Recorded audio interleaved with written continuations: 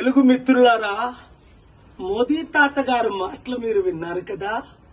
చంద్రబాబు గారు, బ్రదర్ పవన్ కళ్యాణ్, ఇది మనమే చేయాలి, మీరే చెయ్యాలి. అధికారంలో వచ్చినంత వరకు ఏమన్నారు?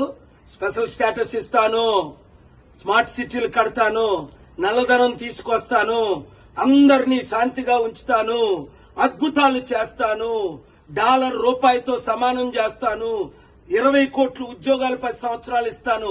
ఆ మాటలన్నీ మర్చిపోయి 2014లో వచ్చినప్పుడు మనకి మట్టి దీపము, ఇప్పుడు వచ్చినప్పుడు పవన్ కళ్యాణ్కి ఆ విక్కీ టాబ్లెట్.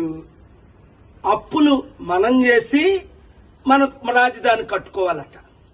ఇప్పటికైనా బుద్ధి వచ్చిందా? మన డబ్బంతా తీసుకెళ్లి గుజరాత్కి అప్పచెప్తున్న లక్షల కోట్లు. మార్పు రావాలి. మాకు మోదీ వద్దు, మోదీ తొత్తులు వద్దు అన్నవారు అందరూ